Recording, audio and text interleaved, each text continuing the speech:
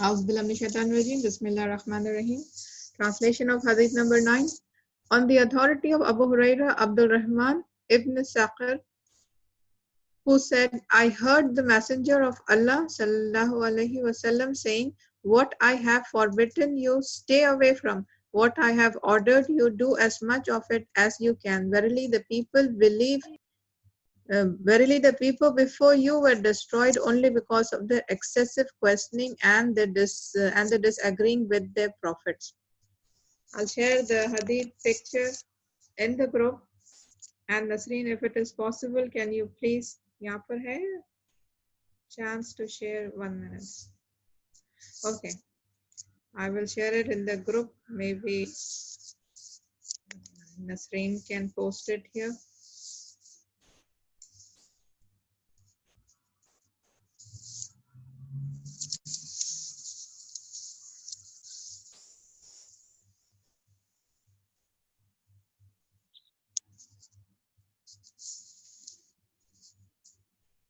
नसरीन अगर वो पिक्चर यहाँ पर डाल सकते हैं Zoom पे, is it possible to please do that?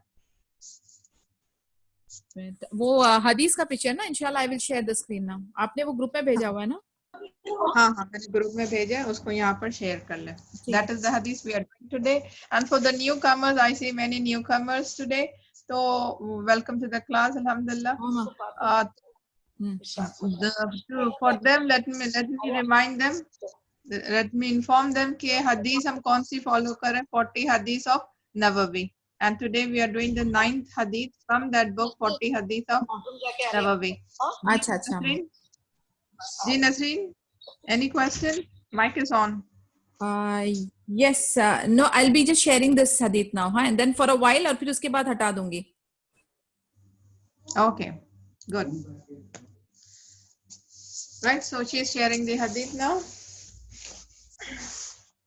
So on the authority of Abu Huraira, I heard the Messenger of Allah sallallahu alaihi wasallam say, what I have forbidden you, stay away from. तो यहाँ पर 4 चीजें रसूल अल्लाह सल्लल्लाहु अलैहि वसल्लम ने हमें बताया है. So we'll do them one after the other. First, it is forbidden. What I have forbidden you, stay away from there.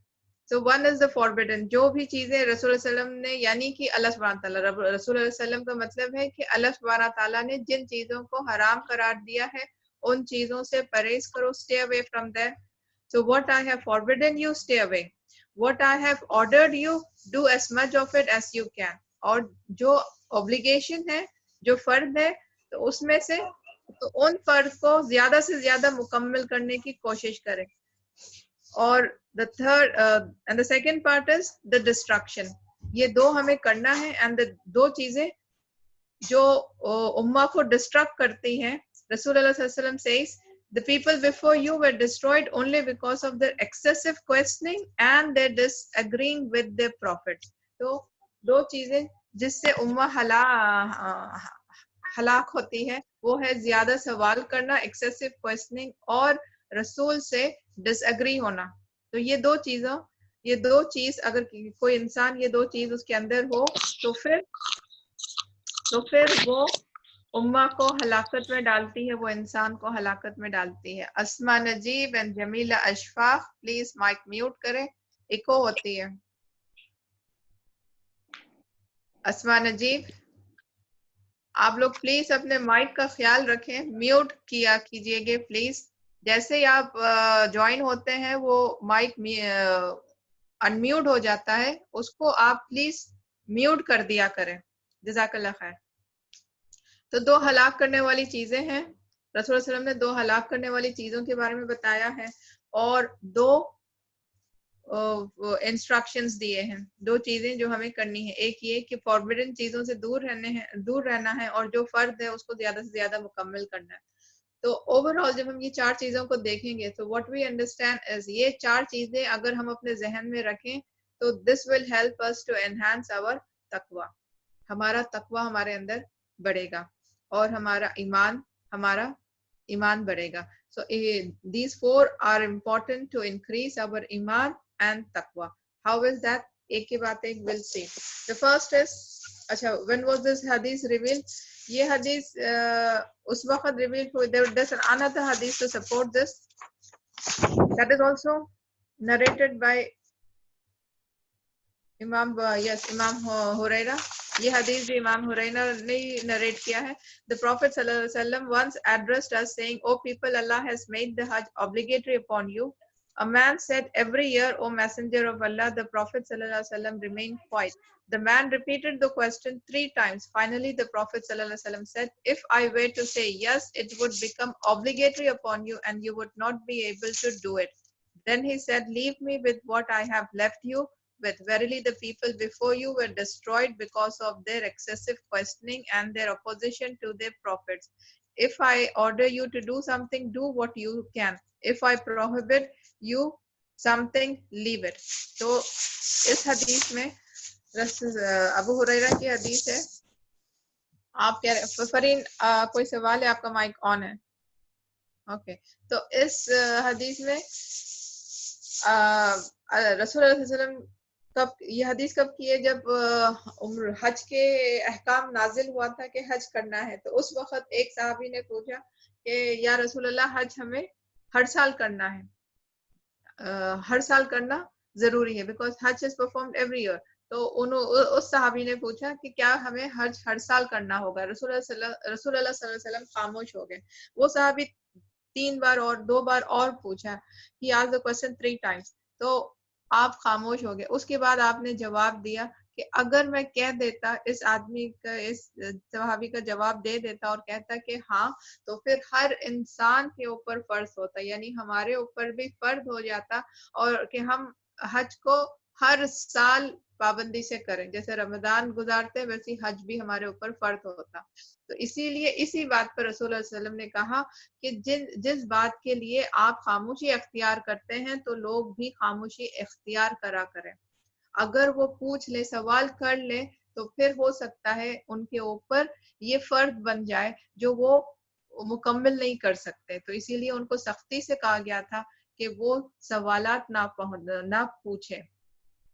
اور اس کے بعد آگے رسول اللہ علیہ وسلم بولتے ہیں کہ پہلے کی قوم اسی لیے ہلاکت ہوئی کیونکہ وہ سوال بہت زیادہ پوچھتے تھے اور نبی سے ڈس ایگری کرتے تھے، وہ نبی سے اتفاق نہیں رکھتے تھے. تو ان دونوں وجوہات کی وجہ سے، ان دونوں وجوہات کے بنا پر پہلے کے امت، پہلے کے جو قوم تھے وہ ہلاکت میں ہوئے ہیں. Right. So this is the reason. یہ revelation of this hadith is based on the hadith which I have just recited.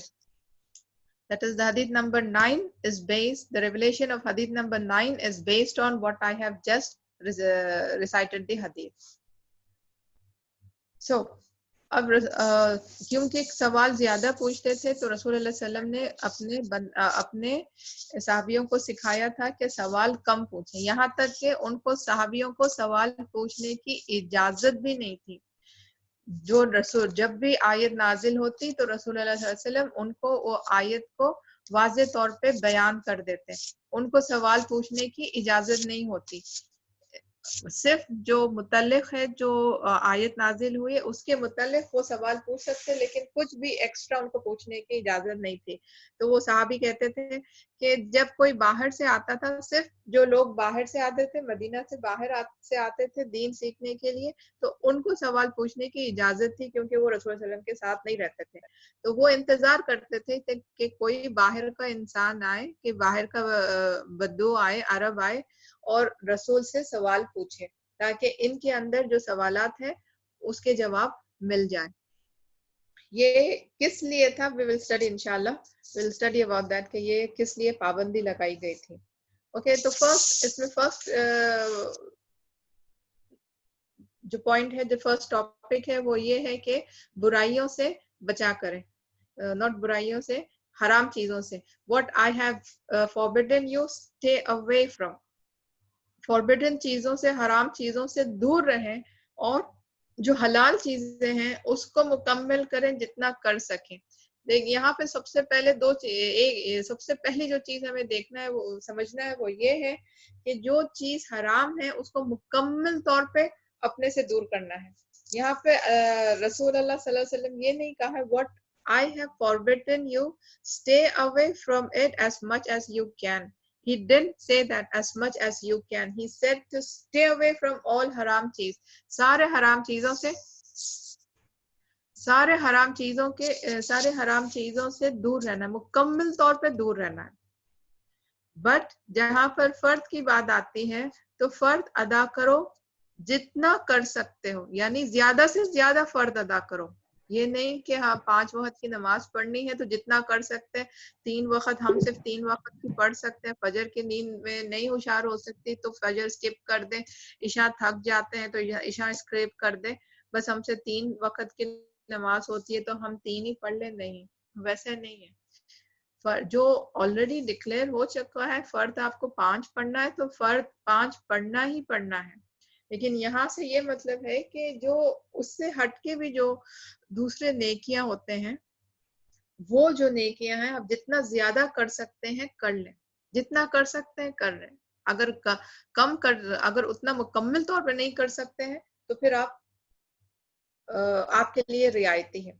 जैसे मसलन आप इस बात को ले लें कि जोहर की नमाज में 12 रकात है, तो जोहर की नमाज तो हम पर फर्द है, तो हम थके हुए हैं या बीमार हैं या ट्रैवलिंग पे हैं तो व्हाट वी कैन डू, यानी अब ट्रैवलिंग का सफर हम शुरू करें, व्हाटएवर, हम थके हुए हैं या बहुत ज्यादा बिजी है, some genuine reason, there has to be some genuine reason, not ये कि हम टीवी देख रहे हैं और leisurely नेट पर बैठे हुए हैं and sleeping and leisure time गुजार रहे हैं और कह रहे हैं कि नमाज के लिए वक्त नहीं है पूरी रकात पढ़ने. नहीं, genuine reason, I said genuine कोई reason हो तो उस वक्त हम जोहर की नमाज तो अदा करेंगे, लेकिन 4 फर्द हम अगर अदा कर लें तो हमारी अदायगी हो जाएगी. दूसरे जो रकात है वो हम उसको बाद में वक्त मिलने पर पढ़ सकते हैं या उसको हम छोड़ सकते हैं. सो ये what I have ordered you to do as much of it का मतलब वही होता है कि फर्द तो आपको मुकम्मल करनी है, लेकिन फर्द के साथ जो दूसरे रकात थे सुन्नत और नफील, आपके पास एक वुसअत है कि आप अगर उसको कर सकते हैं तो बेशक करें, अगर किसी जेन्युइन रीजन की वजह से बुनियाद पर आप नहीं कर सकते then you can leave that. So is it clear? So what the first point which comes to us is that when it is related with the forbidden things, we have to completely avoid the forbidden things. Completely. जो भी forbidden चीज है, alcohol है तो alcohol के related सारे products we will avoid that. अगर खाने में अल्कोहल हम डालकर खा रहे हैं, क्या ये हम कह रहे हैं कि नहीं हम अल्कोहल तो नहीं पी रहे लेकिन खाने में थोड़ा सा मिला रहे हैं, नहीं, दैट इज आल्सो हराम. तो हराम की हर चीज कंप्लीटली उसे दूर रहें. लेकिन जो हलाल चीजें हैं, जो फर्द चीजें हैं, उसमें थोड़ी सी वुसअत है कि जितना कर सकते हैं उतना मुकम्मल कर लें, इसमें वुसअत है. लेकिन हराम चीजों में कोई वुसअत नहीं है. जो हराम डिक्लेयर हो गया, so we have to completely avoid that, right? So that is the first thing. Now what is let me just give you the categories. जो लिखना चाहे तो लिख ले. Yes, Samreen Sheikh, you have a question? What is your question, Samreen? I'm not able to hear you. All right, so जो लिखना चाहते हैं प्लीज लिख लें. There are 5 categories. Rulings of जी कहिए. हाँ मैम, अभी आपने अल्कोहल के बारे में बोले. Now we are using sanitizer और उसमें 70% अल्कोहल है, तो वो जायज है इस्तेमाल करने के लिए हम लोग को? If it is alcohol, नहीं है. Okay, नहीं है. As long as it is alcohol, नहीं है, because फिर वो alcohol related any product is not halal. All right, so where was I? 5 categories. Right. Jazakallah khair. 5 categories. Okay. हर चीज की रूलिंग होती है. 5 categories. यहाँ पर 2 category mention की गई है. I will explain the 5 categories because जब हम ये first और second category समझते हैं तो ये दूसरे categories इसी के साथ आ जाते हैं. Okay, the first category, whoever is writing, please make a note. The first category is fard ya halal. Okay, first category is fard. कोई भी चीज आपको करने की बारी आती है तो फिर आपको देखना पड़ता है कि वो किस कैटेगरी में आ रहा है. The first is the fard ya halal. Nida Sheikh, please type your question. What is your question? Okay, Nida, go ahead. What is your question? Ma'am, actually, right now you said that the thing which is containing alcohol is not applicable for us to use. So, what is the compensate for that? We can do it as because virus is around and we have to take precautions. So, what we can use instead of that? So, Dr. don't we Safina, have any Dr. sanitizer which is without, yes, 1 minute, Nasreen. Don't we have any sanitizer which is without alcohol? That we have to see. Do we have any sanitizer which is without alcohol? Okay, ये question हम end में लेते हैं. We'll take this question towards the end and we will see. A very good question. We will take it towards the end. All right. Let me first finish my main part. Otherwise ये चीज रह जाएगी. Yes, Nasreen? Yeah, that is what actually I was telling you कि hadith थोड़ी elaborated है तो questions को हम last में entertain करेंगे please. Ji please. ये हदीस थोड़ी इलाबरेटेड है और आई डोंट थिंक 1-1.5 घंटे में खत्म भी होगी because we have so many things in this. तो I will try to complete as much as possible. Rest we will do it in the next class अगर नहीं हुआ इन केस. तो please don't disturb me. If you want this hadith to be completed, no questions, please. Okay, save your questions for the end, for this session, because ये बहुत important hadith है. All right, we have 5 rulings. Any question pertaining to what I'm saying? वो चीज नहीं समझ आई या उसको repeat करना है, उसके बारे में आप बोल सकते हैं. So the 5 rulings are the first. Nasreen, can you just type them down? The first or the halal, which is the obligation. Second is the mustahab or the recommendation. Third is the mubah, which is desirable. Fourth is makruh, which is undesirable. And fifth is haram, which is prohibited. Alright, ये 5 categories है. फर्द दीन के मामले में फर्द और खाने पीने के जिंदगी के मामले में हलाल. तो फर्द या हलाल, that is obligation, obligatory या allowed. मुस्तहब, recommendation. मुबाह, desirable. makruh, undesirable. haram, prohibited. Now what is fard? Fard वो है जो आपको काम करना है. When you do the deed, you will be rewarded. If you leave the deed, you will be punished. So what is fard? Fard are those, फर्द में जो भी कैटेगरी फर्द में आती है, तो ये काम करना आपके ऊपर लाजिम है. तो आप करेंगे तो आपको सवाब मिलेगा, ना करने पे आपको गुनाह मिलेगा. तो यू कान लीव. जैसे नमाज है, the 5 pillars, अगर आप उसको छोड़ दे तो आप गुनहगार हैं. तो आपको करना मस्ट है. So that is फर्द. आप करेंगे तो आपको सवाब मिलेगा, छोड़ देंगे तो गुनाह मिलेगा. नेक्स्ट इज मुस्तहब. मुस्तहब इज अगर आप करेंगे वो काम, अगर आप करेंगे तो आपको सवाब मिलेगा, नहीं करने पर आपको कोई गुनाह नहीं मिलेगा. ओके, फर्द में गुनाह मिलेगा, मुस्तहब में गुनाह नहीं मिलेगा. मुस्तहब रिकमेंडेशन. तो if you do that you will be rewarded. If you miss out on that, if you don't do that, you will not be punished. I hope it's clear. So example will be सुन्ना. जैसे हम सुन्नत नमाजें पढ़ते हैं, सुन्नत रोजे रखते हैं, and there are many things जो सुन्नत की कैटेगरी में, मिसवाक करना. So all this जो सुन्नत की कैटेगरी में आते हैं, they are the मुस्तहब. recommendation, recommended for us.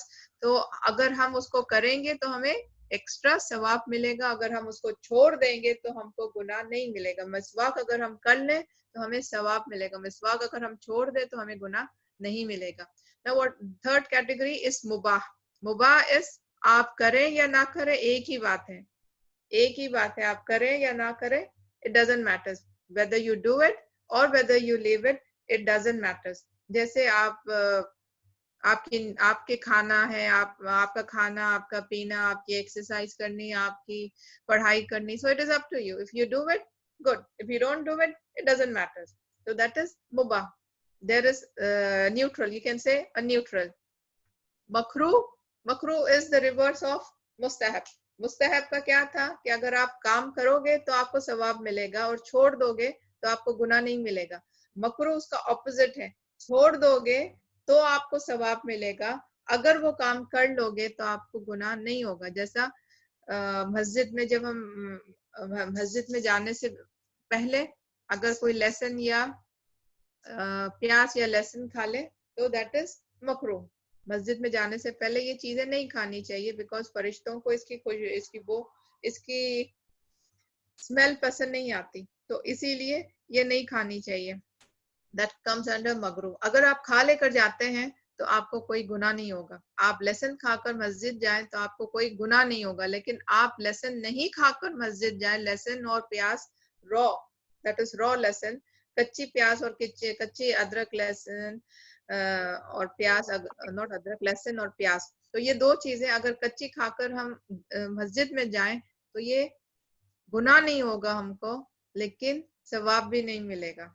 लेकिन अगर हम उसको नहीं खाकर जाएंगे तो हमें सवाब मिलेगा. तो इसको नहीं करने में सवाब, मकरूह वो कैटेगरी है जो नहीं करने में सवाब है और छोड़ने में सवाब है और उसको करने में कोई गुनाह नहीं है. Okay, just the opposite of mustahab. Next comes the category haram. Haram is उसको छोड़ने में, जैसे अल्कोहल है, गैम्बलिंग है, तो इसको छोड़ने में सवाब है और इसको करने में गुनाह है. Opposite of फर्द, करने में गुनाह है, छोड़ने में सवाब है. Do you get it? The 5 categories? Is it clear for everybody? The 5 category? Right. If there is any question on any of the categories, please let me know. Okay, clear.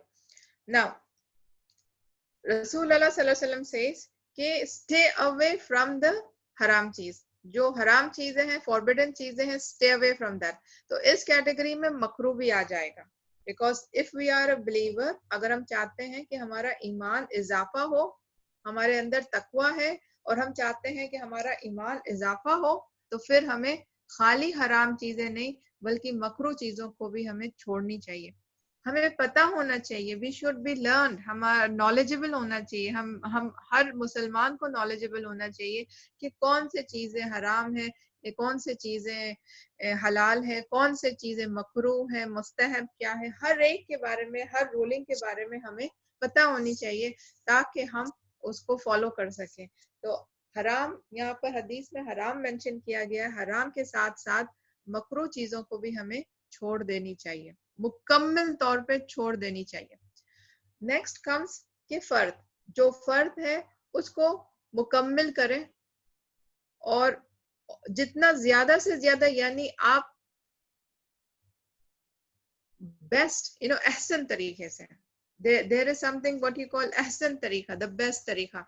Ehsan तरीका क्या होगा? जो नीयत काउंट करती है कि आप खालिस अल्लाह सुब्हान ताला के लिए ये काम कर रहे हैं, तो आपकी नीयत काउंट होती है और आपका तरीका काउंट होता है कि किस तरीके से कर रहे हैं, आप रसूलुल्लाह सल्लल्लाहु अलैहि वसल्लम के बताए हुए तरीके से कर रहे हैं कि नहीं. दैट इज एहसन काम. तो जब हम एहसन काम करते हैं तो वो दैट इज मैक्सिमम, आप वो काम को मैक्सिमम कर रहे हैं. जैसे नमाज आप पढ़ रहे हैं, नमाज अदा कर रहे हैं, आपकी अदायगी हो गई, आप चार फर्ज पढ़ ली और खत्म कर दिया, आपकी अदायगी हो गई. लेकिन आप वही 4 फर्ज के साथ आप पूरे जोहर की पढ़ रहे हैं तो पूरे 12 रकात अदा कर रहे हैं, वो भी खुशू और खुजू के साथ अदा कर रहे हैं. तो that comes under the category of एहसन, एहसन तरीके से अमल करना. तो दिस इज व्हाट रसूलुल्लाह सल्लल्लाहु अलैहि वसल्लम says, as much as you can do it, यानी जितनी एहसन तरीके से कर सकते हो उसको परफॉर्म करो. अपनी कमजोरी की वजह से, यानी अपनी लेजीनेस की वजह से, अपने प्रोक्रेस्टिनेशन की वजह से, अपने नफ्स की वजह से, अपनी ख्वाहिश की वजह से, ख्वाहिश फॉर डूइंग समथिंग एल्स, इन सब की वजह से फर्द में कमी ना ले आओ. ओके, फर्द तो करना ही करना है, जो फर्द हमें कह दिया है अल्लाह सुब्हान ताला ने, उसको करना ही करना, लेकिन उसमें कमी ना करो. कमी उस वक्त करो when there is a necessity, genuine necessity हो तो कमी करो, otherwise उसमें कमी ना करो, उसको बेस्ट एहसन तरीके से परफॉर्म करो.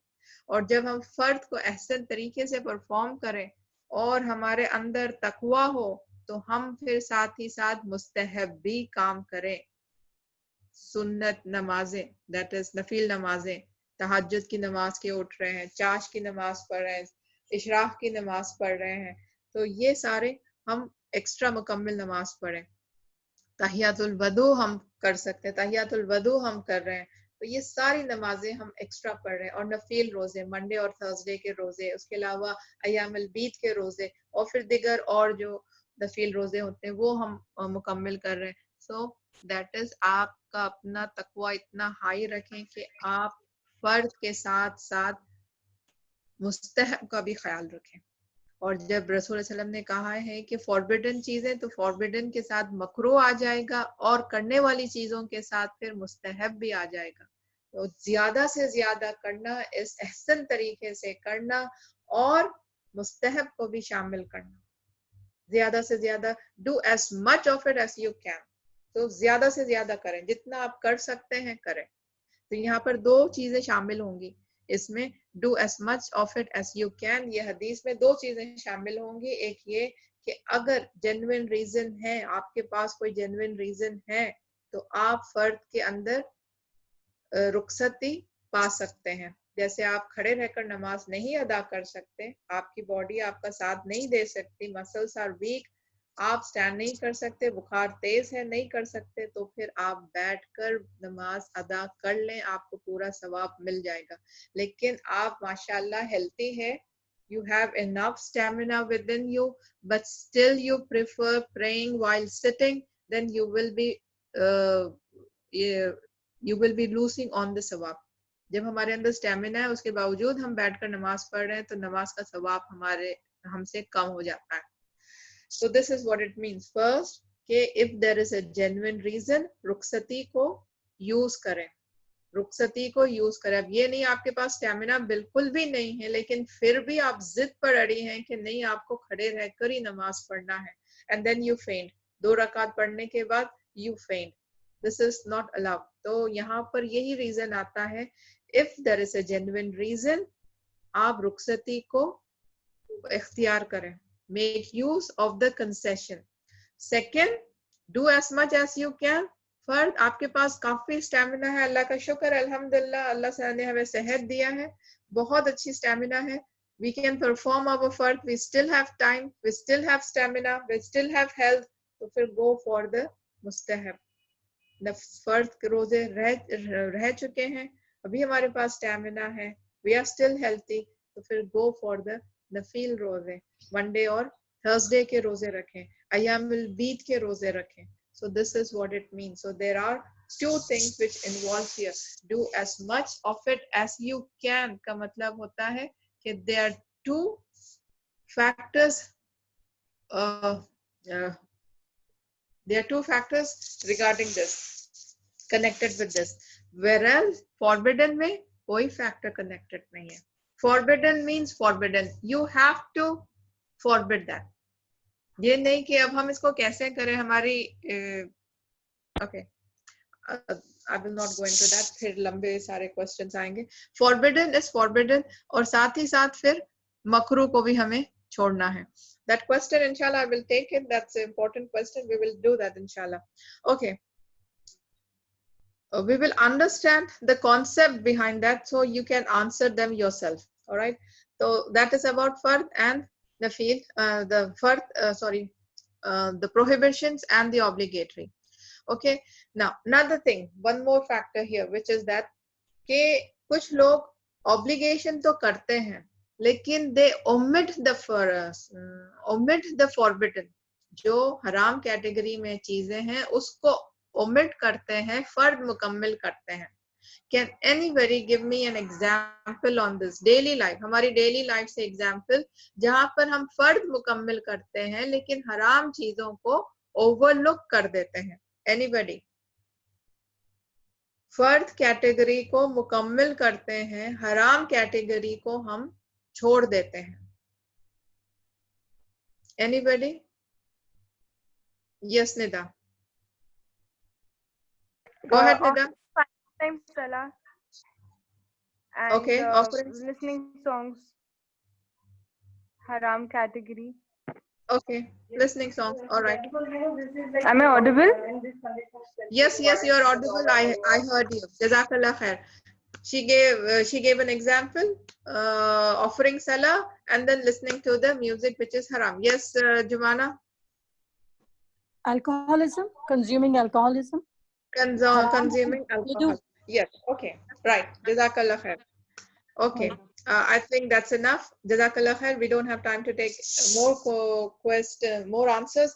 But this is what کہ ہم نماز پڑھتے ہیں, ہم فرض چیزیں پڑھ رہے ہیں, ہم نماز پڑھ رہے ہیں, ہم روزے رکھ رہے ہیں, پھر ساتھ ہی ساتھ الکوہل پی رہے ہیں, یا گیمبلنگ کر رہے ہیں, یا حجاب نہیں پہن رہے ہیں, یا مین داڑھی اپنی نہیں گرو کرتے, وہ داڑھی کاٹ دیتے ہیں.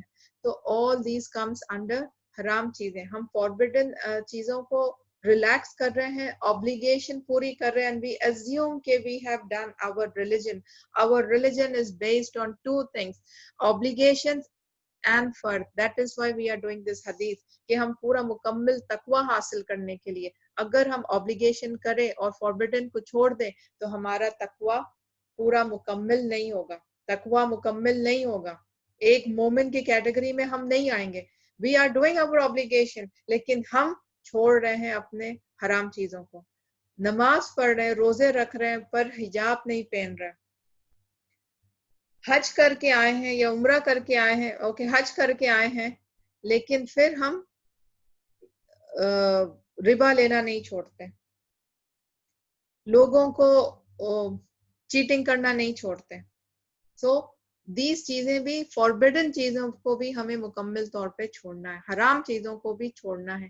تو یہ ہمارے لیے اسپیشلی ہے کہ ہم فوکس اپنا خالی obligatory چیزوں پہ رکھتے ہیں, فرض چیزوں پہ فوکس رکھتے ہیں, حرام چیزیں ہم چھوڑ دیتے ہیں. We take it for granted کہ فرض تو مکمل کر رہے ہیں تو دوزخ سے بچ جائیں گے, جنت مل جائے گی. فرض مکمل کر رہے ہیں, جنت مل جائیں گی. سب سے پہلے تو ایمان, ہمارے دل میں ایمان ہے, رائے دانے برابر بھی ایمان ہے تو جنت مل جائے گی. We come to this, ہمارے ذہنوں میں یہی رہتا ہے کہ ہمارے رائے دانہ برابر بھی اگر ایمان ہو تو جنت مل جائے گی. تو ہمارے دلوں میں ایمان ہے تو ہمیں جنت مل جائے گی. جو لوگ یہ سوچتے ہیں کہ رائے دانے برابر بھی ایمان ہو تو ان کو جنت مل جائے گی, وہ دوسرا دوسرے آیت اور دوسرے حدیث کو بھی یاد رکھیں, which says کہ پہلے انسان کو دوزخ میں ڈالا جائے گا, اس کے جتنے برے عمل تھے, عمل نامے میں جتنے برائیاں تھی, پہلے اس کو اس کی سزا ملے گی. اس کے بعد رسول اللہ صلی اللہ علیہ وسلم سفارش کریں گے, اور جن کے پاس رائے دانے برابر بھی, that is towards the end, آخری لوگ ہوں گے جو وہاں سے نکالے جائیں گے. سب سے پہلے there's a whole list of that. تو آخری لوگ ہوں گے جو رائے دانے برابر بھی ایمان ہے, ان کو نکالا جائے گا. اور وہ کتنی مدت ہوگی وہ ہم نہیں جانتے, لیکن انسان کو جب برایا کرتا ہے تو پہلے اس کو, اور جب نیکیوں کو یعنی جو فرض کام چھوڑتا ہے اور حرام کام کرتا ہے, اس کے دل میں رائے دانے برابر ایمان ہے تو پہلے اس کو دوزخ میں جانا ہوگا اور اس کی سزا مکمل کرنی ہوگی. اور بیکاز آف دیٹ رائے دانے برابر ایمان, رسول اللہ صلی اللہ علیہ وسلم شفاعت کریں گے, وہ نکالا جائے گا. اور اس عرصہ میں کتنی مدت ہوگی ہم نہیں جانتے, اس عرصہ میں اس انسان کو دوزخ میں رہنا پڑے گا. دوزخ ایسی جگہ ہے کہ ہم ایک پل بھی نہیں رہ سکتے. لاوا جو یہاں پر سب سے خطرناک, جو سب سے گرم چیز ہے, جو لاوا ہے, اس سے بھی زیادہ آگ ہوگی, اس سے بھی زیادہ تیز ٹیمپریچر کی آگ ہوگی, جو ہم ایک پل کے لیے بھی نہیں برداشت کر سکتے. تو پتہ نہیں ہمیں کتنی مدت تک اسی آگ میں رہنا پڑے گا. اللہ ہم سب کو محفوظ رکھے. تو یہ تھاٹ پہ کہ رائے دانے برابر بھی ایمان جس کے پاس ہے وہ جنت چلے جائیں گے, تو ان انسان کو پلیز یہ بھی چیزوں کا خیال رکھنا پڑے گا کہ کب اس دوزخ کی آگ سے نکلیں گے. سیدھا جنت نہیں جائیں گے. رائے دانے برابر ایمان ہے, آپ کے عمل کیسے بھی ہو, لو آپ جنت پہنچ جاؤ, نہیں. پہلے ہمارے عمل نامے دیکھے جائیں گے.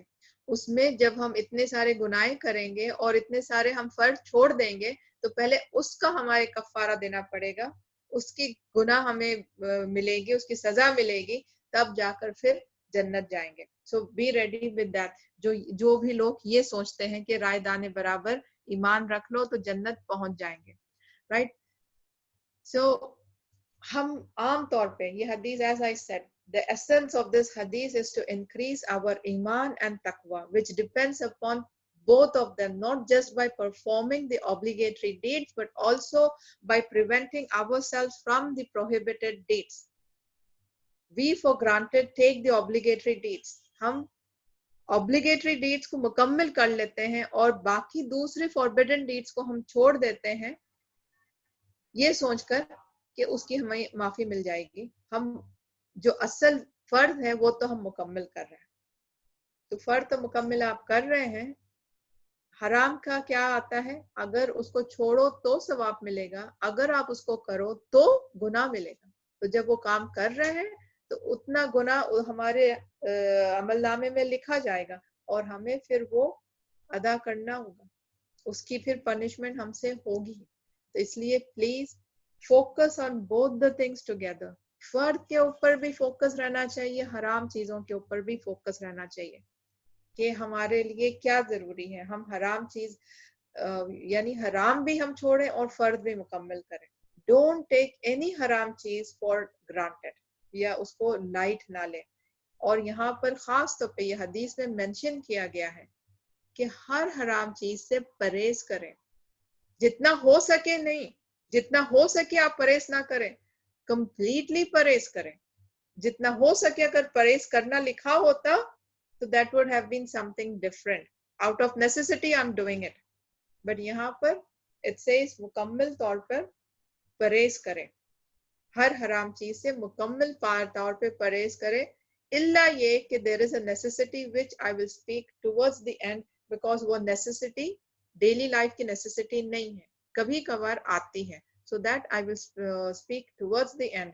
فقہ کا میگزم ہے وہ, تو فقہ کا میگزم I will do in the end. We'll do with the Aqidah part first and then we will go for the fiqh part. So that is about fard and about forbidden چیزیں, obligatory and forbidden چیزیں. تو دونوں کے آپ کو equally خیال رکھنا ہے. فرد اور مستحب چیزوں کا مکمل کرنا ہے اور حرام اور مکروہ چیزوں کو چھوڑنا ہے. Now coming to the second part of the hadith, جو ہلاکت کر دیتی ہے, امہ کو ہلاکت میں ڈال دیتی ہے. اس سے رسول اللہ صلی اللہ علیہ وسلم سے پہلے کی قوم اسی وجہ سے ہلاکت ہوئی تھی, ایکسیسو کوسچننگ کرنے کے لیے اور رسول کے ساتھ ڈس ایگری کرنے کے لیے. اتفاق, رسول کے ساتھ اتفاق نہ رکھنا اور ایکسیسو کوسچننگ کرنا, یہ دو چیزیں ایسی ہے جو امہ کو ختم کر دیتی ہے, قوم کو ختم کر دیتی ہے. تو دیٹ مینس یہ دونوں چیزیں ہمارے اندر نہیں ہونی چاہیے. اگر ہم چاہتے ہیں کہ ہم ہلاکت نہ ہو, ہماری ہلاکت نہ ہو, تو یہ دونوں چیزیں ہمارے اندر نہیں ہونی چاہیے, ایکسیسو کوسچننگ اور رسول سے نا اتفاقی. تو آف کورس ہم رسول کے ساتھ نا اتفاقی نہیں کرتے. ہم پورے رسول اللہ صلی اللہ علیہ وسلم جو باتیں بتائیں ہم اس کے اوپر مکمل طور پہ اتباع کرتے ہیں. تو یہ کیٹیگری میں ہم نہیں آتے. Do you think that way? No. اگر if you think that way, we are wrong. Because the modern Muslims, so-called modern Muslims, اور ہم میں سے سب وہی کیٹیگری میں آتے ہیں. We are the modern Muslims. تو جو modern Muslims ہوتے ہیں وہ پھر there are many حدیث جو اس کو نہیں مانتے. بہت سارے ایسے حدیث ہیں جیسے کہ نہیں یہ نہیں ہو سکتا, اس میں شاید کچھ غلط ہے. There are many things جو اس کو نہیں مانتے.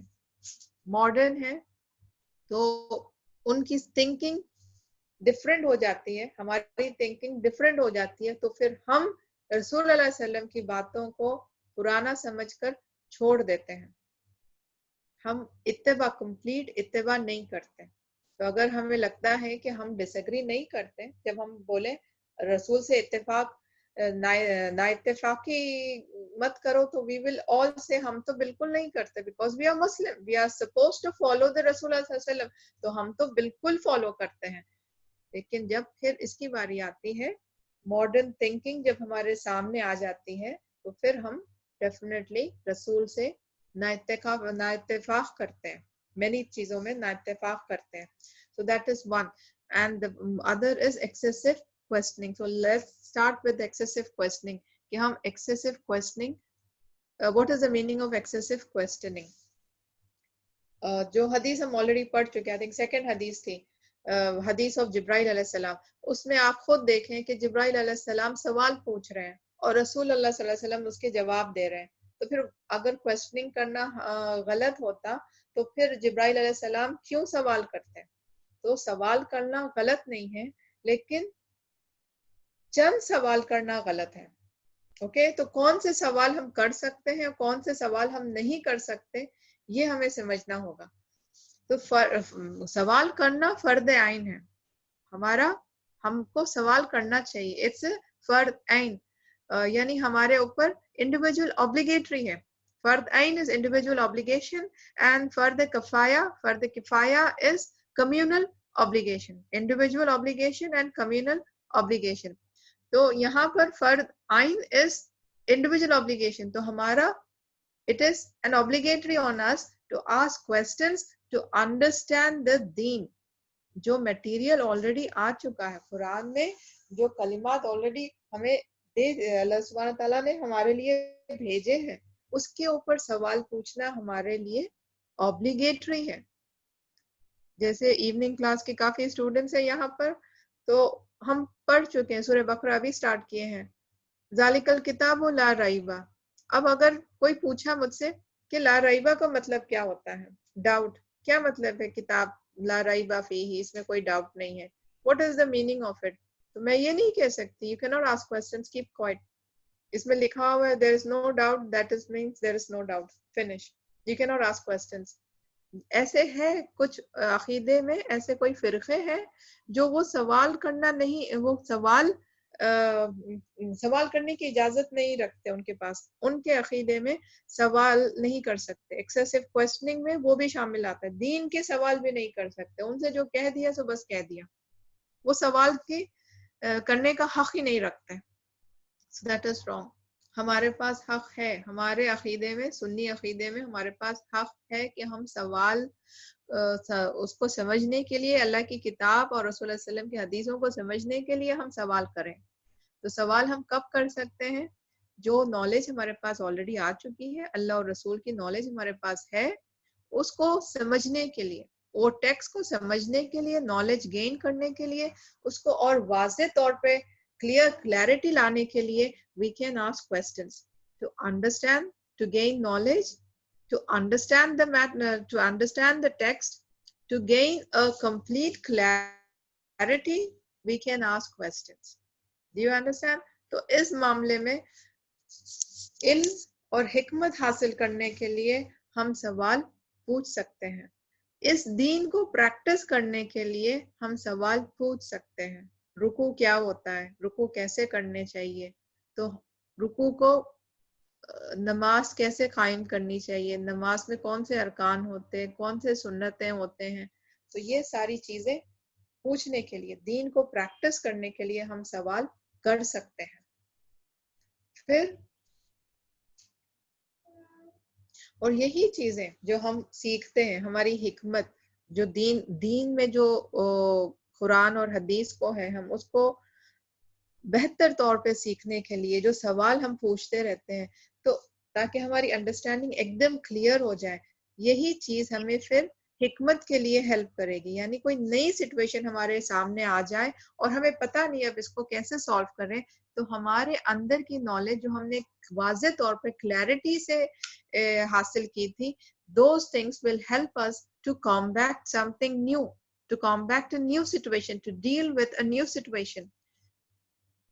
So it is important, it is eminent, I should say, it is very eminent that we do question regarding the text of the Quran and Hadith to understand it, to gain a clear understanding, a crystal clear understanding, in order we develop a hikmah to face with a new problem.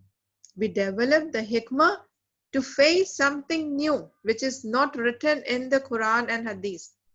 لیکن اب آیا ہے، تو اس problem کو solve کرنے کے لیے، اس کے بیٹر رولنگ کرنے کے لیے ہمیں حکمت چاہیے. تو وہ حکمت ہم کیسے حاصل کریں گے؟ جب ہم سوال کریں گے اور قرآن کو اور حدیث کو بہتر طور پہ کلیئرلی سمجھیں گے، تبھی ہم اس کو حکمت حاصل کر سکتے ہیں. اینڈ सवाल ऐसे होने चाहिए which is based on reality. सवाल which is not based on reality, ऐसे सवाल हमें नहीं करने चाहिए. Like suppose हम सवाल पूछ रहे हैं कि we are traveling from one place to another. Suppose जैसे इंडिया से हम या कुवैत से हम अमेरिका जाएं, you know, far west of places जहाँ पर टाइम गैप ज्यादा हो, we are traveling, और फिर नमाज में या फिर कुवैत से हम इंडिया चले जाएं तो टाइम का चेंजेस आ जाता है, तो फिर हम नमाज कैसे अदा करें, किस टाइम को हम फॉलो करें और कैसे हम अदा करें, इस चीज के लिए हम पूछ. This is reality because we will be travelling. अगर आज हम नहीं ट्रैवल करें तो कल हम ट्रैवल कर रहे हैं, या कुछ लोग ऑलरेडी ट्रैवल कर चुके हैं. So this is reality. Even though I have never been to America, but that is a reality. तो लोग तो जाते हैं. I haven't been to America but people have been to America. तो लोग तो जाते हैं. This is a reality. So if I want to ask that question to a scholar, I can ask that question because somebody might be asking me. Okay, I'm not going to America, but somebody else is doing, and somebody else might ask me. So it is best that I collect the information and keep it with me in case somebody asks me, I can help that person. So question आपको इस तरीके से होना चाहिए based on reality कि ये होता है. जब हम reality के ऊपर सवाल पूछते हैं तो we understand the surrounding. हिकमत उसको कहते हैं कि जहां पर आपको पूरा मुकम्मल तौर पे सिचुएशन को समझते हुए इल्म को अप्लाई करना है. दैट इज हिकमत. Wisdom is what? Knowledge is something, wisdom is something. Knowledge which you have gained through the books. हिकमत is applying the right knowledge on the right situation. That is hikmah, that is wisdom, that comes with experience, and yes, that comes with experience and with observation and many factors associated with that. So हिकमत जब आप new situations को deal करने के लिए you need हिकमत. तो जब न्यू सिचुएशंस का आते हैं तो द सराउंडिंग आल्सो काउंट्स. आपकी जो सराउंडिंग है वो काउंट होती है. उसके बेसिस पर हम we can come to some conclusion. Without the surrounding we can not come to any conclusion. We can not come to any conclusion. तो always base the problems questioning should be based on reality questions. जो reality के ऊपर मबनी है उन सवालों के हम उसके ऊपर हम सवाल कर सकते हैं. जो reality नहीं है, जो frictional है, जो imagination के है, उस सवालों के ऊपर उस टाइप के ऊपर हम सवाल नहीं कर सकते. so कहाँ पर that is about कहाँ पर हम सवाल कर सकते हैं. now comes कि कहाँ पर हम सवाल नहीं कर सकते हैं. तो नॉलेज हमारा इंटेंशन क्या है ये भी काउंट होता है. जब आप सवाल कर रहे हैं तो आपका इंटेंशन क्या है? आप नॉलेज गेन करने के लिए सवाल कर रहे हैं या फिर आप सिर्फ बात को पलटाने के लिए या टाइम पास के लिए आप सवाल कर रहे हैं. So the intention counts. Intention जो पहली हदीस हम पढ़ चुके हैं, तो इंटेंशन डू काउंट कि what type of intention you have, what type of intention we have. तो the first thing तो forbidden चीजों में अगर आपकी intention पढ़ाई की उसकी एसेंस तक पहुंचने की नहीं है, आयतों की हदीस की एसेंस पहुंचना नहीं है, सामने वाला जो बोल रहा है उसको क्रिटिसाइज करना है, आप बैठे हैं सिर्फ ये सुनने के लिए कि वो क्या बोलता है, उसको कैसे उसको मैं कंडेम करूं, कैसे मैं क्रिटिसाइज करूं, तो फिर आपके सवाल उसी बेसिस पे होंगे, उसको तंग करने के सवाल होंगे. उस टाइप के सवाल नहीं होने चाहिए. और हाइपोथेटिकल सवाल नहीं होने चाहिए. हमने कहा कि this should be based on reality. तो हाइपोथेटिकल सवाल नहीं होने चाहिए इमेजिन करके कि समझो ऐसे हो गया तो फिर हम क्या करेंगे. तो this type of question I will give you an example जो हमने पढ़ा था, डॉक्टर बिलाल फिलिप्स ने शेयर किया था. This people Asharites and Mutazilites who focus on the hypothetical part of the दीन. हाइपोथेटिकल क्वेश्चंस के ऊपर फोकस करते हैं. One was very हंसने के काबिल था. It was really a very funny type of question, and that was कि वो इस बात पर गौर और फिक्र करने बैठे कि अगर इंसान कि वदू जब गैस जाए तो वदू टूट जाता है. तो इनका सवाल था कि अगर वो वदू को वो गैस को एक बैग में, प्लास्टिक की बैग समझो, उस वक्त तो प्लास्टिक की बैग नहीं रहती, चले جو بھی بیگ ہو, جوٹ کا bag who, what ever bag who, us bag میں ہم اس کو کیپچر کر لیں, اس بیگ میں ٹریپ کر لیں اور بند کر لیں, تو کیا وضو ٹوٹ جائے گا؟ This was their question. تو کیا وضو ٹوٹ جائے گا؟ This is what you call hypothetical question, جو ریالٹی کے اوپر مبنی نہیں ہے. How can you do, I mean, this is something irrational. یہ اس کا سوال کا جواب کہاں ملے گا؟ اگر اس میں کوئی حقیقت ہوتی تو رسول اللہ صلی اللہ علیہ وسلم جواب دے دیے ہوتے. رسول اللہ صلی اللہ علیہ وسلم نے جواب نہیں دیا نا, تو پھر we can't think of such questions. تو پھر آپ اس کو پھر کیا کہتے ہیں, بیگ میں باندھے گیس کو یا کہیں اور باندھے, وضو تو ٹوٹ ہی جائے گا. جسم سے نکل رہا ہے تو وہ خارج ہو ہی جائے گا. لیکن people, Mutazilites and Asharites, these group who had hypothetical thinking, ان کے اوپر زیادہ فوکس کرتے تھے, اور پھر اسی لیے وہ گمراہ ہو گئے. وہ عقیدے, ان کے عقیدے میں فرق آنے لگا. بہت ساری چیزوں کو انہوں نے عقیدے کے اندر تبدیلی پیدا کر دی. So that is something different. تو ایسے hypothetical question ہمیں نہیں پوچھنی چاہیے جو ریالٹی کے اوپر بیسڈ نہیں ہے. ریالٹی کے اوپر بیسڈ ہو تو وہ سوال پوچھنے چاہیے. So hypothetical questions, or just for asking only for the fun or to ridicule someone, or out of stubbornness, آپ سے جو کہا جا رہا ہے کہ آپ یہ کام کریں لیکن آپ کو وہ کام کرنا نہیں ہے, تو وہ کام سے بچنے کے لیے آپ سوال پہ سوال کیے جا رہے ہیں. تو all this type of questions should be avoided. اور سورہ بقرہ میں اس کا واقعہ آتا ہے, the story بقرہ کے بارے میں, the story of a cow. جب رسول یہودیوں نے, there's a whole story behind that, a بڑی story to cut it short. ان کو ایک گائے ذبح کرنی تھی. اوکے, یہودیوں کو گائے ذبح کرنی تھی, تو انہوں نے موسیٰ علیہ السلام نے کہا ان سے کہ ایک گائے ذبح کر دو. As I said, this is a big story behind that. تو بہرحال موسیٰ علیہ السلام نے کہا ایک گائے ذبح کر دو, اور یہودیوں کو چاہیے تھا کہ ایک گائے منگائے اور ذبح کر دے اور بات ختم ہو جاتی. لیکن ان کو گائے ذبح کرنی ہی نہیں تھی, because they had an affinity for the cow. ان کو محبت تھی گائے سے, وہ اپنا معبود سمجھتے تھے گائے کو. So they had an affinity towards the cow. تو ان کو گائے ذبح نہیں کرنی تھی. تو جب اللہ کے پاس سے حکم آیا کہ گائے کو ذبح کر دیں, تو انہوں نے کہا کہ اللہ سے مزید پوچھیں کہ اس کا کس قسم کی گائے ہونی چاہیے. تو پھر اللہ سبحانہ تعالیٰ نے کہا کہ نہ زیادہ عمر کی, نہ بچڑا نہ بچہ چاہیے, نہ زیادہ عمر کی گائے چاہیے, بیچ ادھر کی چاہیے. تو تب بھی اگر ذبح کر دیتے تو بات ہوتی, لیکن پھر ان کو ذبح کرنا ہی نہیں تھا, بات سننی نہیں تھی. تو انہوں نے پھر بولا کہ نہیں, آپ اللہ سے کہیں کہ تھوڑا اور واضح کریں. تو پھر اللہ سبحانہ تعالیٰ نے کہا کہ یلو رنگ کی گائے چاہیے.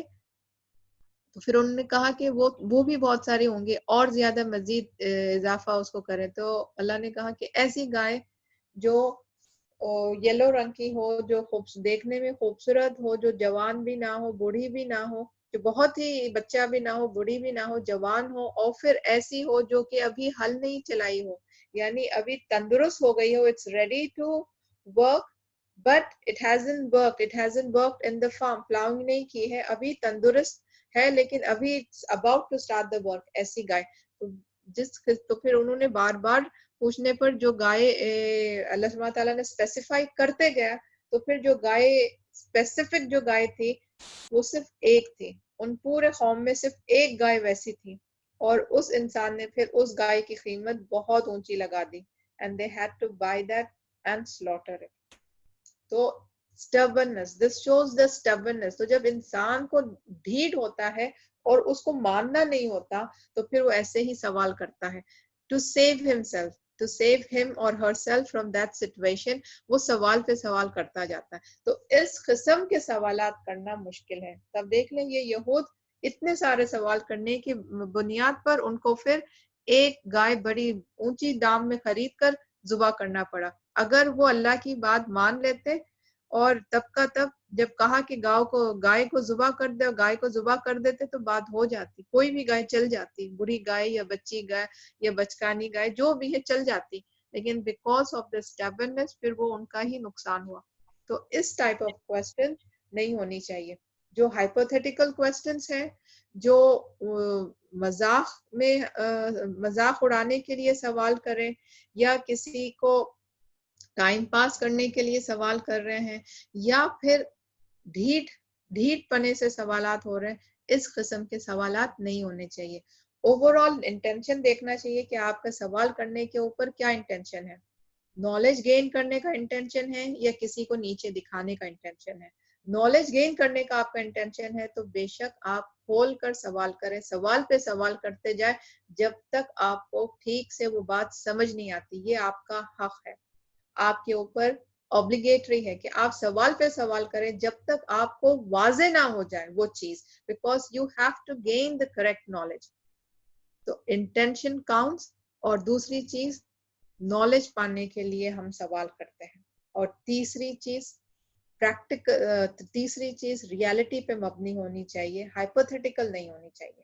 These are the three main important چیزیں جہاں پر ہم سوال کر سکتے ہیں اور جہاں پر ہم سوال نہیں کر سکتے. تو اگر ہم سوال نہ کریں تو آیتوں کو یا حدیث کو ہم خالی فیس ویلیو اس کو بس ایسے ہی پڑھ لیں, ایسے ہی پڑھ کے ہم اس کی گہرائی تک ہر آیت کی گہرائی تک ہم نہیں پا سکتے. جب تک ہم اس کو سوال پہ سوال کر کے اس کی گہرائی تک نہیں پہنچے, اس کی آیتوں کی یا حدیث کی ایسنس, اس کا جڑ ہم تک نہیں ملا, اس کی گہرائی نہیں ملی, تو پھر ہمارا پڑھنا یوز لیس ہو جائے گا, ویسٹ ہو جائے گا. تو اسی لیے سوال کرنا ہمارے اوپر لازم ہے. تو کس لازم بھی ہے سوال کرنا, اور یہاں پر کا ایکسیسو کوسچننگ وہ دوسرے ٹائپ آف کوسچننگ ہے جو میں نے ابھی آپ کو بتایا. تو ویسے سوال ہم بالکل بھی نہ کریں, یہ سوال کریں ہم جو ہماری نالج میں اضافہ آئے, ہمارے پریکٹس میں اضافہ آئے, ہمارے سمجھ میں اضافہ آئے, ریالٹی کے اوپر مبنی ہو, ایسے سوال ہم کریں. Right. Next is the dish agreeing with the profit.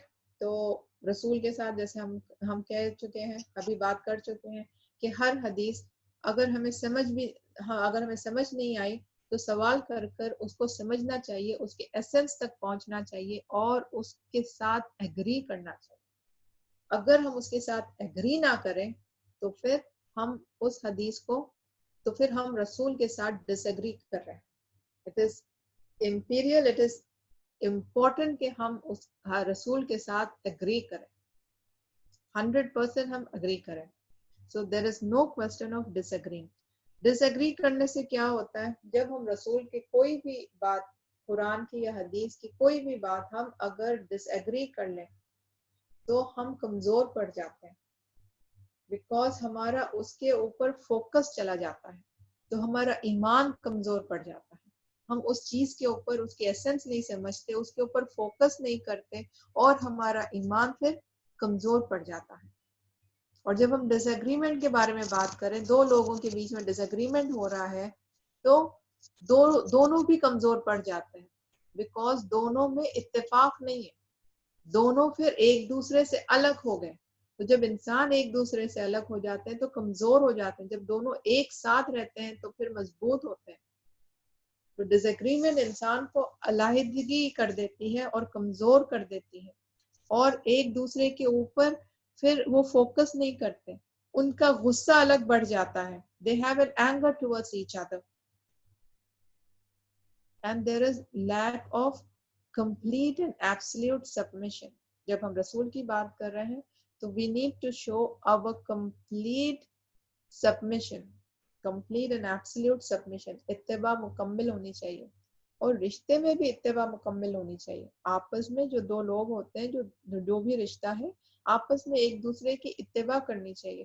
آپ اتباع ان سینس کہ صحیح چیزوں میں آپ ان کو خوش رکھیں, رشتے جب ہم ریلیشن کی بات کریں تو آپ ان کو خوش رکھیں, وہ آپ کو خوش رکھیں, ایسا اتباع کریں, ایسے ان کی خواہشات کی پیروی کریں کہ ان کو خوش رکھیں.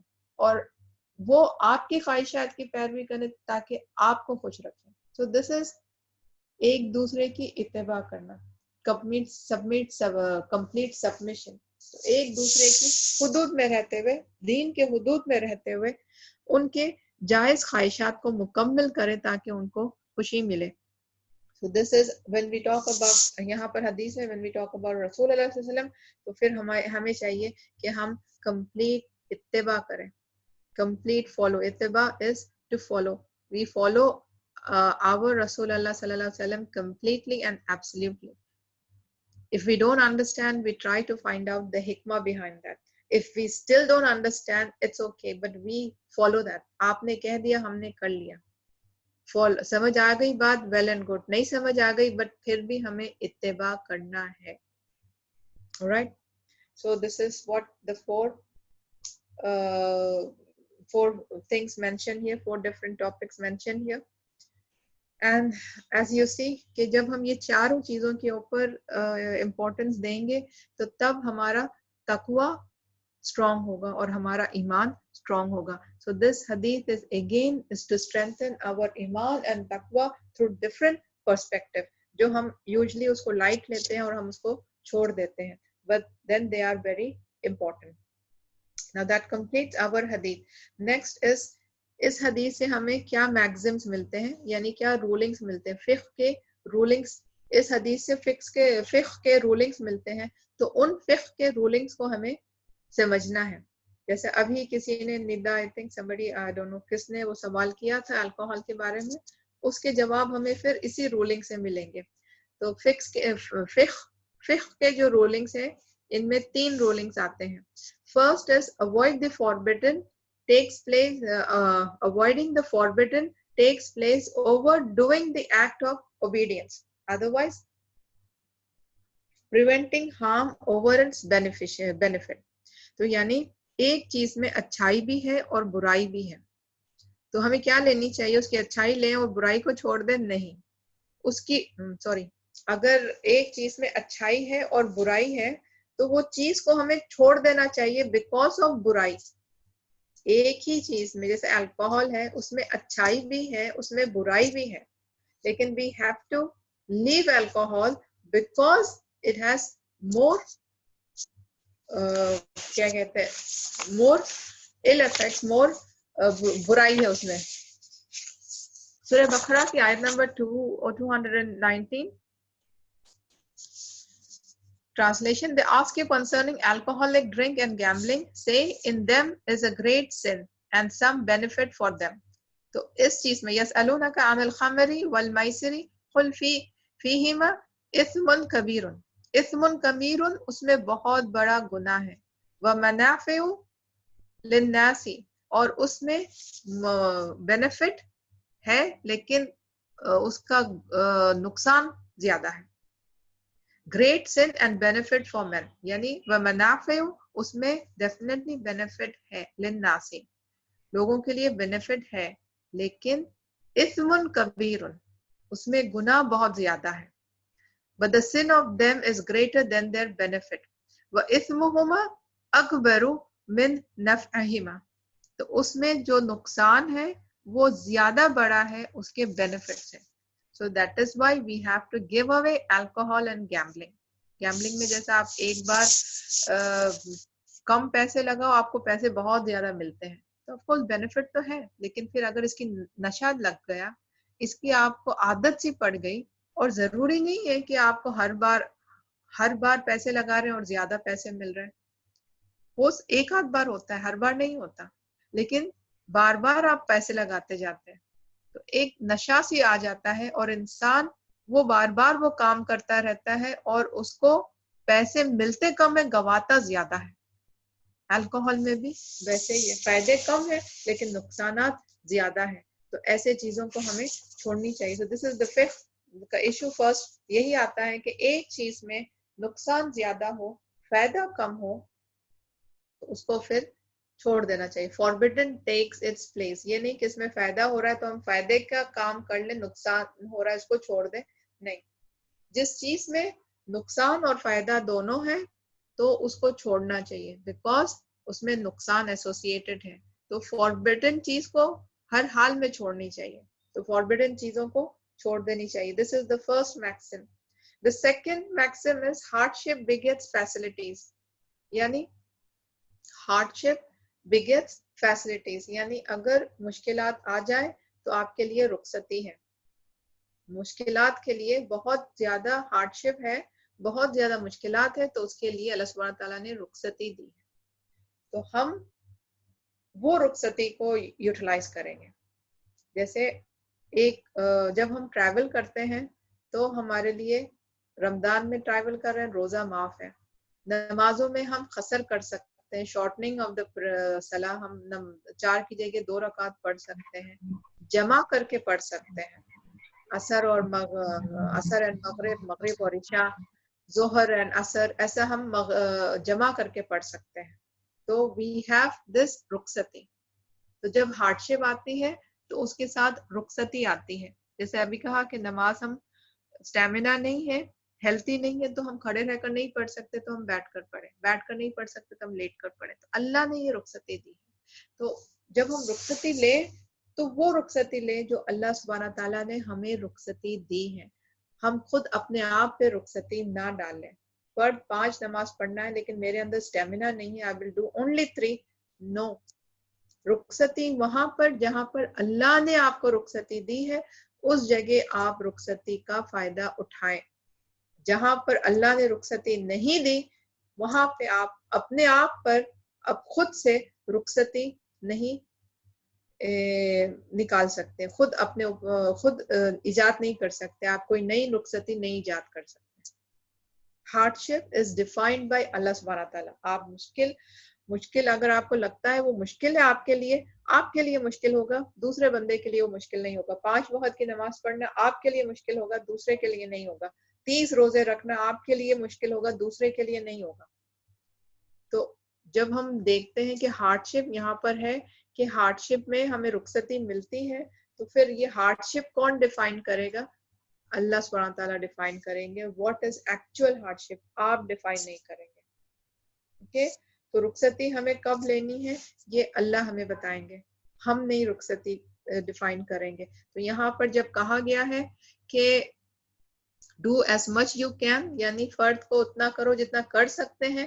تو اگر آپ کو لگتا ہے کہ آپ کے اوپر بھاری ہو گیا ہے, وزن یعنی بوجھ ہو رہا ہے, اجھل ہو رہا ہے, بہت مشکل ہو رہی ہے, تو یو ہیو ٹو ڈیفائن وہ جو آپ کو جو مشکل لگ رہی ہے وہ مشکل اللہ سبحانہ تعالیٰ کی طرف سے مشکل ہے, یعنی اللہ نے اس کو بتایا ہے کہ وہ واقعی میں مشکل ہے, آپ اس کو آسانی میں کر لو, یا آپ خود سے وہ مشکل پیدا کی, اپنے آپ کو سمجھتے ہیں کہ وہ مشکل ہے. خود ایک مشکل وہ جو ہم سمجھتے ہیں وہ مشکل ہے, دوسری مشکل وہ کہ وہ حقیقت میں مشکل ہے. اوکے, وہ بھیجی ہوگی نا, یس. Any question? بھیجی ہو print. Yes, Asfa, any question? Mic mute kijiye please. Okay. So you have to understand کہ مشکل آپ کی اپنی سوچ کے حساب سے مشکل ہے یا اللہ نے اس کو ڈیفائن کیا ہے کہ وہ مشکل ہے. اگر آپ کی اپنی سوچ کے مشکل ہے تو اس میں کوئی رخصتی نہیں ہے. You have to do that. وہ فرض آپ کو مکمل کرنا ہے. لیکن اگر وہ مشکل اللہ نے ڈیفائن کی ہے, جیسے ہم بیمار ہو گئے اور ہم روزے نہیں رکھ سکتے, تو ہمیں رخصتی ہے کہ اوکے آپ جب ریکور ہو جائے تو روزے رکھ سکتے ہیں. دیٹ از دا ہارڈ شپ اللہ نے ڈیفائن کی ہے. تو جو ہارڈ شپس اللہ نے ڈیفائن کی ہے وہ ہارڈ شپس ہیں. جو ہارڈ شپ ہم اپنے سے سوچ لیتے ہیں کہ ہمارے لیے مشکل ہے, تو پھر وہ ہارڈ شپ نہیں آتے, وہ اس کیٹیگری میں نہیں آتے. I hope it is clear. تو ایک ہارڈ شپ وہ جو ہم ایزیوم کر لیتے ہیں ہارڈ شپ ہے, دوسری ہارڈ شپ وہ جو واقعی میں ہارڈ شپ ہے, جو اللہ سبحانہ تعالیٰ اس کو بیان کر چکے ہیں. رائٹ, تو ہارڈ شپ begets facilities, یہ میکسم بھی اسی سے ملتا ہے. Do as much as of it as you can. So اس سے وہ نکلتی ہے میکسم. تھرڈ میکسم آتا ہے فقہ کا maxim, necessity renders some forbidden acts lawful. تو جہاں پر کہا گیا ہے کہ ہر چیز جو حرام کی چیز ہے اس کو ہر حال میں اومٹ کرنا ہے, ہر حال میں اوائڈ کرنا ہے. تو وہاں پر ایک میکسم یہ بھی آتا ہے کہ نیسیسٹی, آؤٹ آف نیسیسٹی حرام چیز حلال ہو سکتی ہے. کیسے؟ Out of necessity. نیسیسٹی میں کیا چیز آئیں گے؟ نیسیسٹی میں 5 چیزیں آتے ہیں.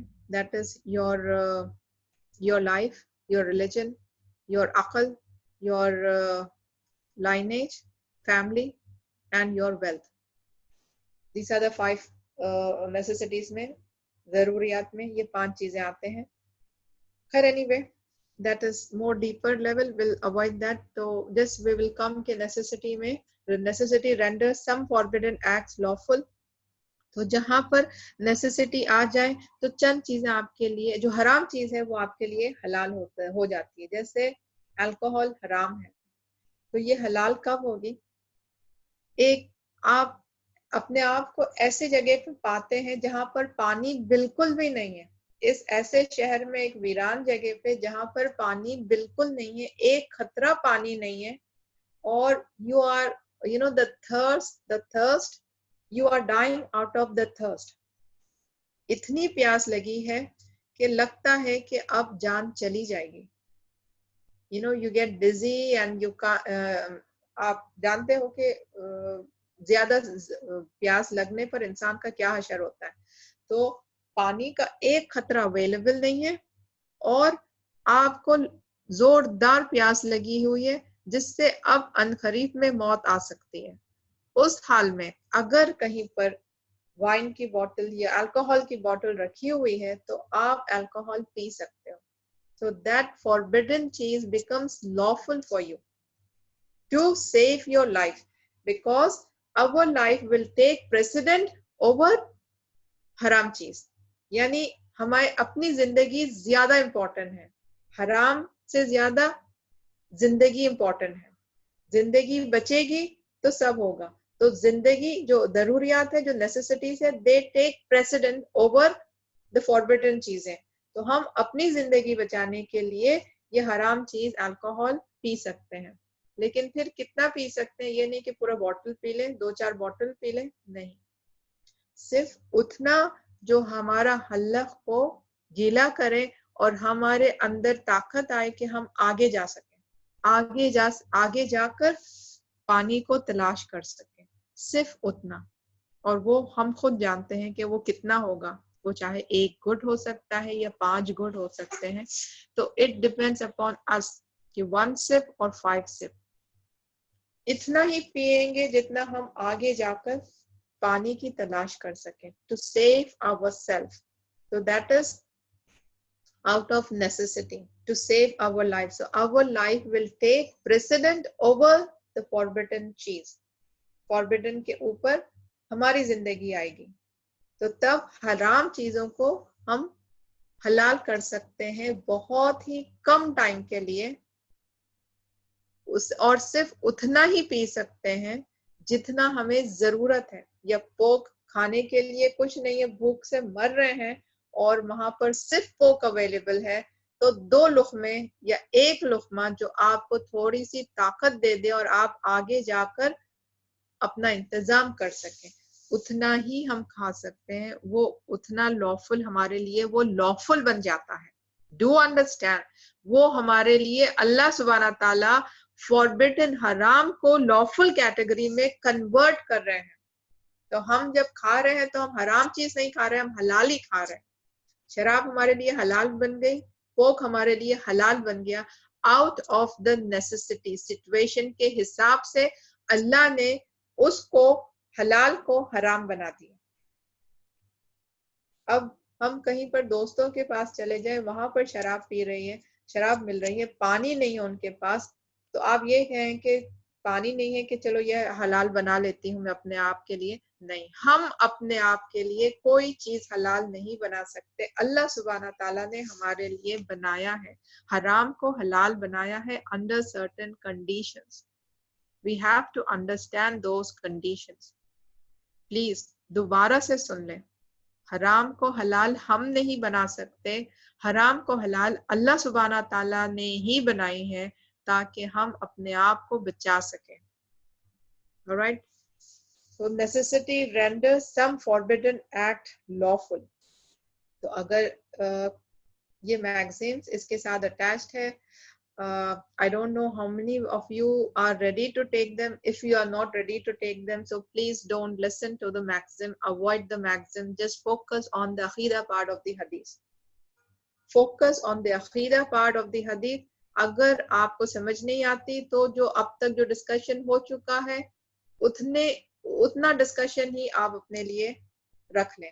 فقہ کا ڈسکشن آپ بھول جائیں, just forget everything. لیکن اگر آپ سمجھ سکتی ہیں, اللہ نے آپ کو زیادہ عقل دی ہے, آپ سمجھ سکتی ہیں, فقہ کے ایشو آپ سمجھنے کے قابل ہو تو فقہ کے ایشو کو بھی سمجھیں. So these are the 3 fiqh maxims which are derived from this hadith. All right.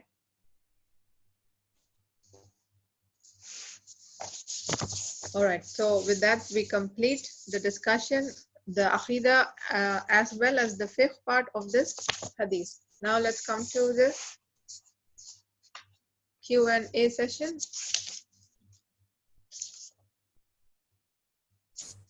Dr. Safina, I've collected the questions and posted it in Sisters in Islam group. Do you want me to read it out for you? اس میں ڈالا ہے سوال. Because it requires references and things like that. So I thought I'm just collecting the questions and then one by one we'll address it. But if there is anything you want to talk about, it's okay. Do you want me to read out the questions? جنہوں نے بھی سوال کیے, come up with that. Let them ask. اور جو بعد میں ہم ڈسکس کر سکتے ہیں بعد میں کریں گے. We have only 5-10 minutes left. So come up with the question. Yes. کس کا سوال ہے؟ Ghazala, do you have a question? Ghazala Sheikh. Yes, Reen, go ahead. What's your question? میں نے ایکچولی یہ سوال کیا تھا کہ smoking, is it I mean it falls under which Yes, category? what about smoking? What about smoking? I can't hear you, Reen.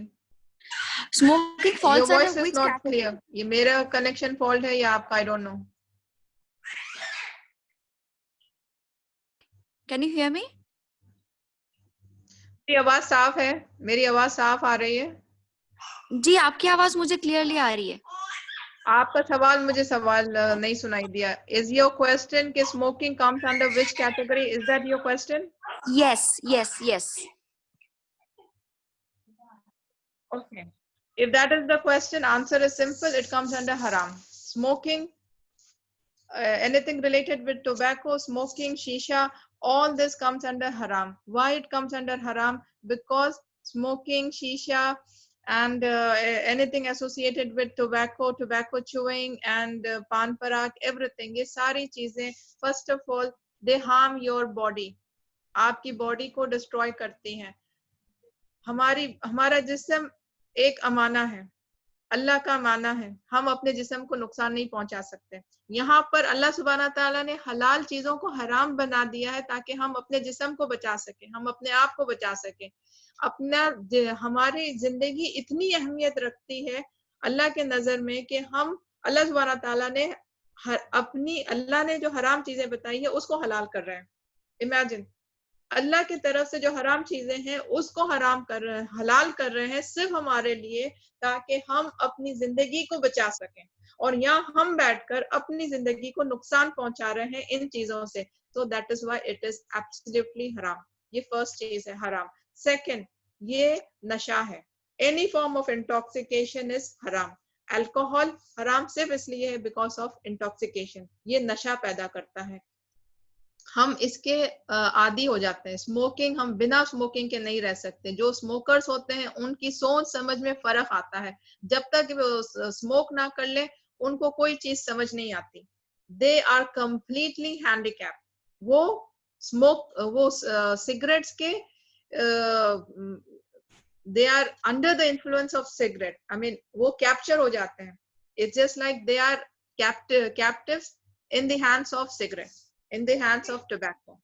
ان کی خود کی سوچ ختم ہو جاتی ہے, ان کا جسم پورا ختم ہو جاتا ہے. So this is the reason why cigarettes, shisha, tobacco, all these things are haram. All right? Any other question? جی میں نے کوشچن آپ سے کرنا ہے. جیسے رمضان میں ڈاکٹر صاحب رمضان میں ہم لوگ اکثر لیڈیز جو ہوتی ہیں میڈیسن یوز کر لیتی ہیں ان کے پیریڈس کے لیے کہ ہمارے روزے وہ پورے ہوں.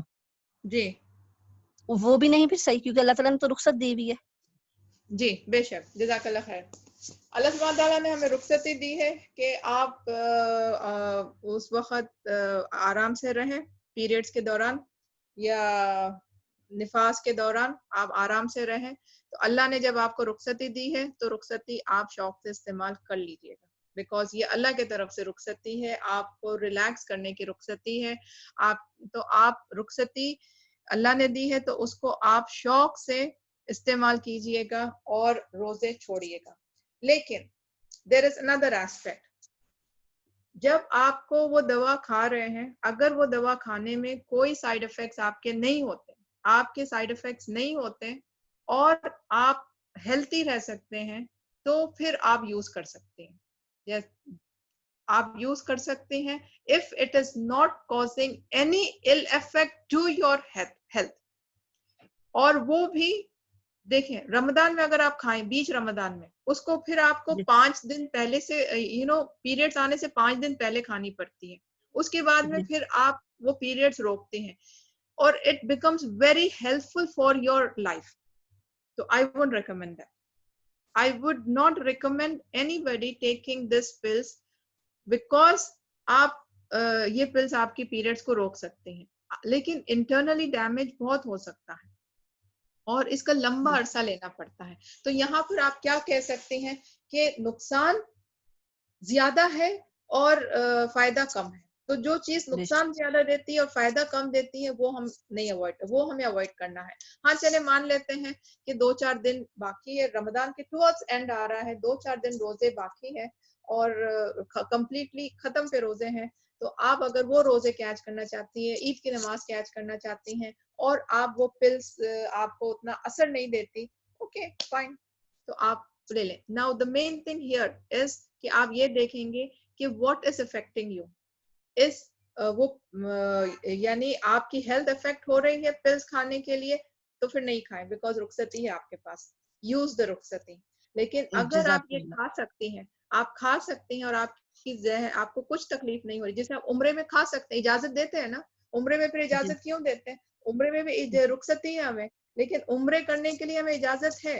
اسکالر سب بولتے ہیں عمرے کے ٹائم پر آپ کھا لیں جب عمرے کے ٹائم پر آپ کھا لیں تو اس کا مطلب یہ کہ وہ اجازت ہے اسکالرس نے اس کی اجازت دی ہے. تو لیکن ہمیں یہ دیکھنا چاہیے کہ ہماری ہیلتھ امپورٹنٹ ہے. اللہ نے ہمیں رخصتی دی ہے تو پہلے ہم اپنی ہیلتھ کو دیکھیں. تو 5-7 روزے بیچ میں چھوٹ جائے بیچ رمضان میں چھوٹ جائے تو چھوٹ جانے دیں رخصتی استعمال کر لیں اپنے آپ کو کمزور میں نہ ڈالیں. alright because اگر آپ بیچ رمضان میں pills لیں گی تو you'll have to continue till the remaining and that is very hazardous for your health. So think about your health first. Okay یہاں پر health precedent دی جائے گی. alright any other question? جزاکم اللہ خیر. وہی آکے Yes, Aisha. I was just listening to one more scholar who was telling that when we don't fast during our menses is also a kind of ibadat. رخصتی دی جا رہی ہے It's kind of عبادت in a sense اللہ آپ کو رخصتی دے رہے ہیں آپ رخصتی اللہ کی طرف سے تحفہ مل رہا ہے آپ وہ تحفہ لے رہے ہیں that is an عبادت. In that form it is an عبادت. آپ روزے چھوڑنے پر آپ کو عبادت مل رہی ہے نو سوری ویسا نہیں ہے اللہ رخصتی دے رہے ہیں آپ کو تو آپ رخصتی اللہ کی طرف سے جو اٹس لائک آپ اللہ کی اتباع کر رہے ہیں آپ اللہ کی اتباع کر رہے ہیں اللہ کو سبمٹ کر رہے ہیں. اللہ سبحانہ تعالیٰ کہتے ہیں کہ روزہ رہو روزہ رہ رہے ہیں روزہ چھوڑو روزہ چھوڑ رہے ہیں سمعنا واطعنا اللہ نے کہا ہم نے قبول کیا. تو پھر روزہ چھوڑنے میں بھی آپ کے لیے یعنی آپ کے لیے بیسٹ ہے. اللہ سبحانہ تعالیٰ آپ کو اجر دیں گے کہ آپ اللہ کی بات مان رہے ہیں rather than آپ وہ روزہ نہیں چھوڑ کر اپنی جان پر وہ پلس کھا کر اپنی جان پہ بنا رہے ہیں اور اس کے بعد پھر بیمار پڑ رہے ہیں. اللہ سبحانہ تعالیٰ will not be happy with you. Okay, next question.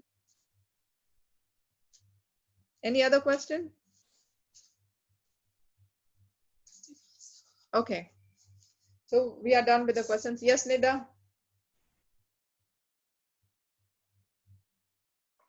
I wanted to ask about Vitar Salah. As it is You said, wanted to ask about? You wanted to Vitar ask Salah. about Vitar Salah. Twitter Salah. That is not the topic today. So inshallah, you can message me और inshallah उसमें जवाब आपका जवाब उसमें दे दें, नसरीन को दे दें, हम आंसर सवाल आपका दे दें, जवाब हम देंगे इंशाल्लाह. Yes, This Dr. topic से Safina. related. Yes, Dr. Safina, I'm handling those queries there. Huh? There are a couple of more in there. Okay. वो questions जो इस आज के related नहीं है, we will do it afterwards. You will get the answers inshallah. आज के हदीस से अगर related हो तो please सवाल पूछें. Yes, that question about alcohol being added in the sanitizer, तो हम क्या करें? Sanitizer is not the only thing. हम soap भी use कर सकते हैं. There are other things as well which we can use. अगर सैनिटाइजर बिना अल्कोहल के भी बन सकता है तो हम बिना अल्कोहल के सैनिटाइजर यूज कर सकते हैं. Now I don't know, I haven't done research in that कि सैनिटाइजर बिना अल्कोहल के अवेलेबल है या नहीं है, मुझे नहीं मालूम. अगर बिना अल्कोहल के अवेलेबल है तो we should go in for that, we should go in for that alcohol. और अगर नहीं अवेलेबल है, what we should do, it is a controversial topic और we will leave it that. We will leave the, I will not deal with that topic. बाद में हम फिर देखते हैं. Controversial topics को मैं deal नहीं करना चाह रही. Okay, any other question? आज का जो मैंने आपको lesson सिखाया है, each individual, see controversial topics जब आती हैं तो हमें चाहिए कि हम knowledge gain करें और उस knowledge के basis पर हम खुद decide करें what is the right method. Don't wait for people to tell you what you should be doing, what you shouldn't be doing. I gave you a complete clear picture on the question. तो उसके ऊपर आप खुद अपने basis पर decide कर लें what you should be doing. Alright, don't rely on people कि आप जवाब दें तो हम उसको follow कर लें बोल के. Yes, Reen. मुझे बस एक चीज बतानी थी. वो जैसे वो सैनिटाइजर का है, I mean I think we can relate with medicines also, क्योंकि बहुत सारे मेडिसिन्स में अल्कोहल ड्रग्स मिक्स रहता है. So when it comes to health शायद we can use it, right? Jafrin, I'm answering that question. It requires a lot of input. So inshallah we'll take it. And as Dr. Safina said, we are already 6 minutes up. Inshallah usko udhar hum address kar rahe hain. So you will get it definitely. Don't worry about it. She's taking care of that answer. Okay, Nasreen is taking care of that answer. You will get the answer through her. Okay. Jazakallah khair. So with this, we will end the session today. Jazakallah khair everybody for joining in with me today and to trying to understand this hadith, and I hope it is clear. The whole hadith is clear, the aqidah part as well as the fiqh part of the hadith. Hope it is clear with everybody. Inshallah we'll meet next Sunday again. Until then, subhanakallahumma bihamdika wa nashhadu an la ilaha illa anta astaghfiruka wa natubu ilaik. Assalamu alaikum wa rahmatullahi wa barakatuh.